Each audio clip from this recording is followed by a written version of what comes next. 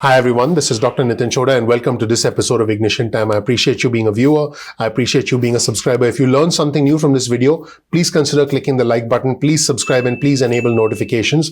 That tells a YouTube algorithm that you found this content helpful. This channel, the Ignition Time channel, is about the country. It's about the economy and it's about your money, because when we understand how these three things work together, I believe you'll be able to achieve financial freedom and financial independence just like I did. If you don't know anything about me, please check out my video. You'll learn more about who I am, what my journey has been like, and why you should listen to me. In this video, I'm going to highlight some comments made by the Democratic Senator from the state of Illinois, Dick Durbin. He said some things that really resonated with me today on the floor of the Senate.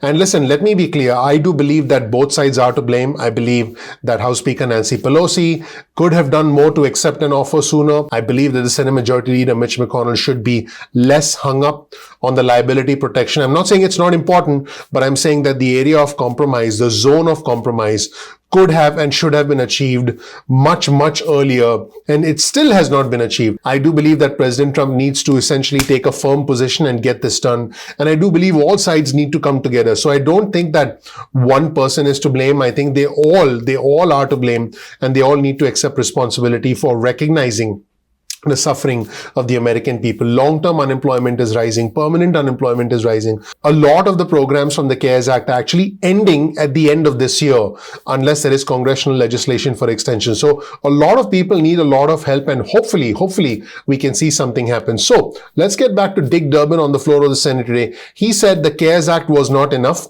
At that moment, we didn't know that the crisis would last this long. And he said, we have done nothing since the 23rd of March. And he's right, because people need help now. This crisis has gone on much longer than Congress originally anticipated. Some of us have lost our jobs permanently. Back in March or April, nobody anticipated that the unemployment rate would still be where it is today. Nobody anticipated that the labor force participation rate would decrease.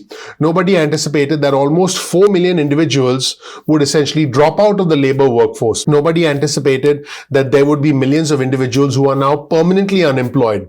Keep in mind that for a significant portion of the economy, things have recovered, but for the most vulnerable amongst us, things are not the same. In fact, I believe those scars will last for life, which is why I did videos earlier today on our channel talking about how you can ask for help, and actually trying to show you folks how to get help and how to help.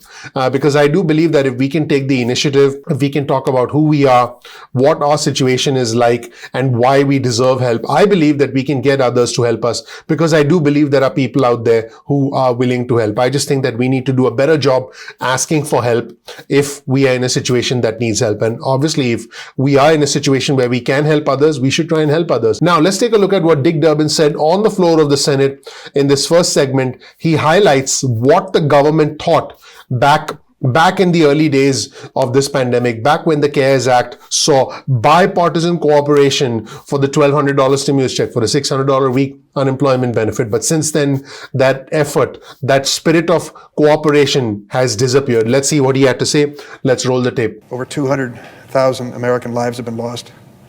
Millions of Americans have been infected with the COVID virus. Our families have changed. Our lives have changed. We've tried to adjust to the worst pandemic America has seen. We know that we have fallen short many times of providing the resources that were needed in a timely way. I can remember in the early stages of this pandemic when, in my state of Illinois, there were desperate phone calls from the governor asking if I could find some way to help in Washington or any other place to provide protective equipment for the people in the healthcare field. We know as well that many people have seen businesses close in their communities. In my hometown of Springfield, Illinois, our favorite restaurant is clinging to its business life, and we're finding excuses to order food out as often as possible to keep them open. Others haven't been so lucky. Their businesses have closed and their jobs have disappeared. Millions of Americans are drawing unemployment. Many are waiting in long lines for food. Desperate decisions are being made because people are in desperate circumstances. A lot has happened since March 23rd. The reason I mentioned that date was that was the day we passed the CARES Act.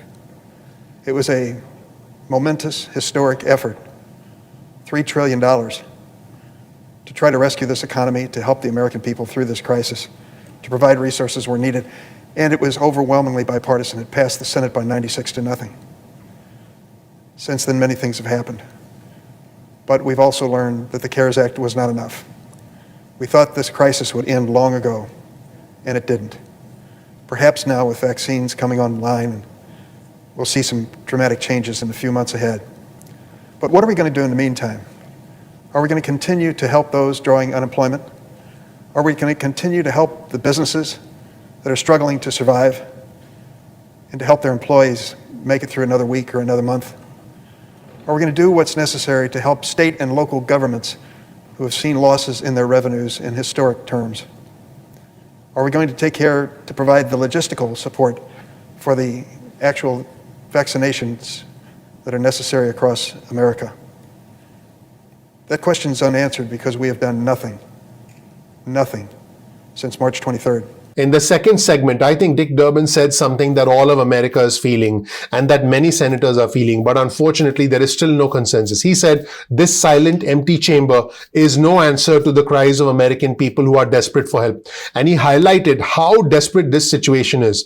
And he highlighted how impossible, how unfair, how unreasonable it would be if Congress went on a Christmas break with millions of our fellow Americans desperate and not getting any help. Let's roll the tape and see what he had to say.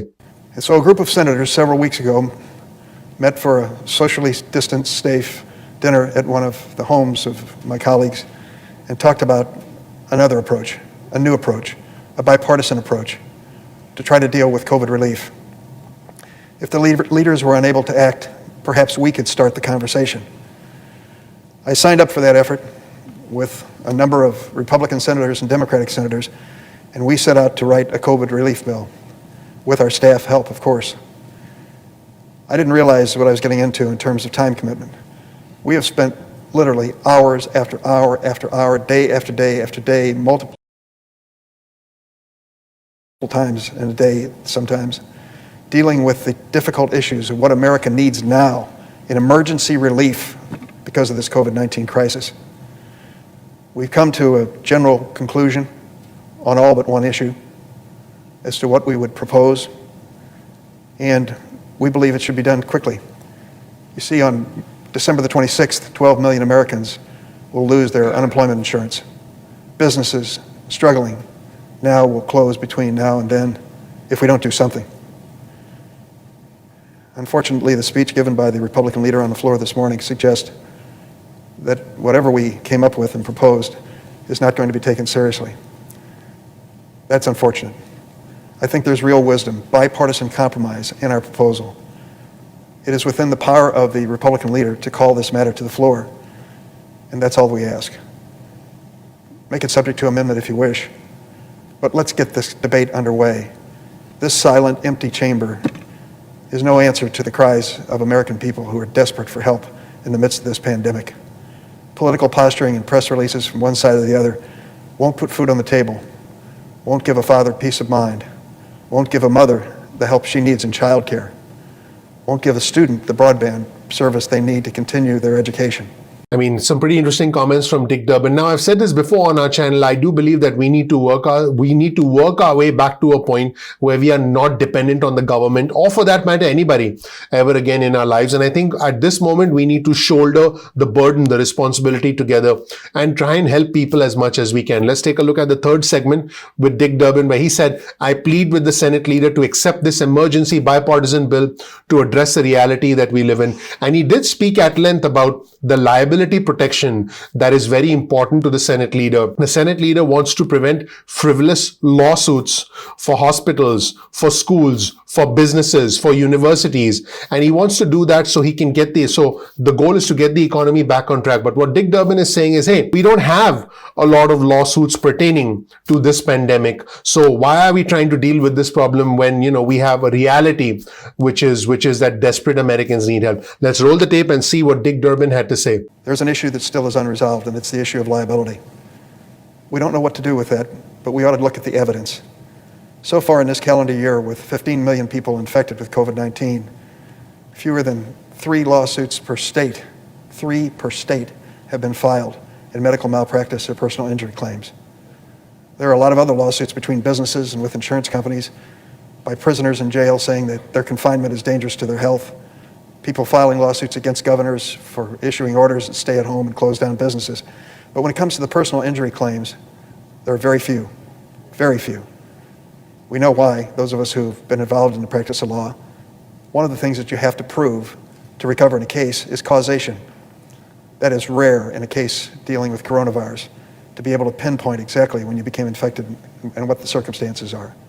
That's why so few lawsuits have been filed. Senator from Kentucky is insisting that there be immunity to liability as part of any agreement. It is a thorny topic, a difficult topic, a controversial topic, but I plead with him to hold to another day the overall issue of liability. Accept this emergency bill that we have put together as a bipartisan group of senators to address this issue in the reality of the world that we live. To hold it back because of some other major issue that has not been resolved is unfair to American families and workers and students and health workers. We owe it to them to do everything in our power to help them now. How can we, in good conscience, go home for Christmas knowing that the day after Christmas, 12 million Americans will see their unemployment insurance disappear because of our inability to act? What kind of spirit is that of any holiday season? I think we need to be mindful of the fact that there are a lot of helpless people counting on us to do something. I hope we realize that this bipartisan effort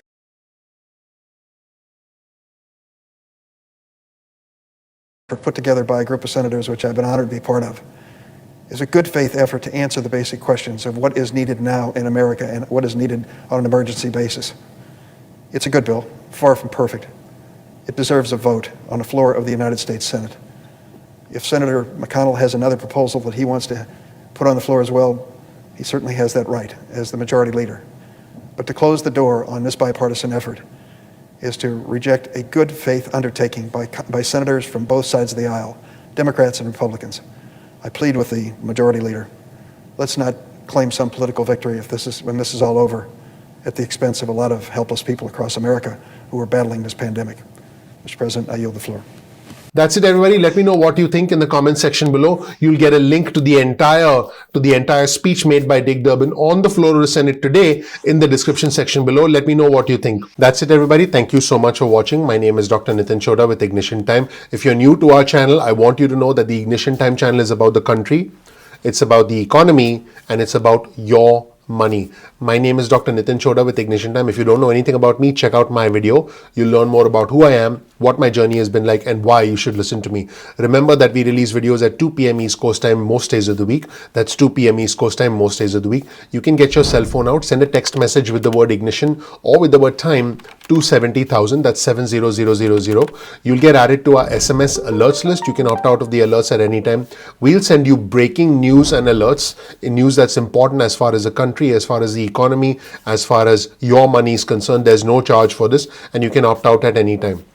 You can also get on our email list. Simply go to ignitiontime.com/alerts. That's ignitiontime.com/alerts, and you can get added to our email list. You can opt out of the emails at any point in time. Now, remember that YouTube does not always send out notifications on time. So all you have to do is simply bookmark youtube.com/ignitiontime. That's youtube.com/ignitiontime. And then you can visit the homepage of our channel and you can check out our videos at any point in time that you want. Also remember that you can follow us on Instagram. Our Instagram handle is ignition_time. That's ignition_time. Make sure to follow us on Instagram. We release exclusive content specifically for our Instagram community. Speaking of exclusive content, you can get breaking news from us on Twitter. So just follow us on Twitter. Our Twitter handle is ignition_time, the same as the Instagram handle. That's ignition_time. So make sure you follow us on Twitter as well. If you learned something new from this video, all I ask is you please click the like button, please subscribe, please enable notifications. That helps out the YouTube algorithm. That tells YouTube that you found the content valuable, and I would really appreciate that. That would be your vote of confidence in us and all the effort that goes into this channel. You can also share this video with friends and family. Let's fight the good fight together, and let's help spread honest, accurate information. We live in a climate that's highly divisive. I've mentioned this before, and I believe this down to the core of my being. For me, it's not about the red or the blue. It's about the red, white, and blue. I'm not Democrat. I'm not Republican. I'm American. We are all Americans first. So I think it's important for us to be able to help each other. Please share this video with friends and family. Please comment below. Our community is a very powerful community. It's growing. It's highly respectful. It's highly intelligent, and it's bipartisan. So participate in our growing community. I think you might make some new friends. As always, you'll find links in the description section below for all our news sources, so you can check them out for yourself. Thank you so much for watching. I'm looking forward to seeing you in the next episode of Ignition Time. Take care. Bye.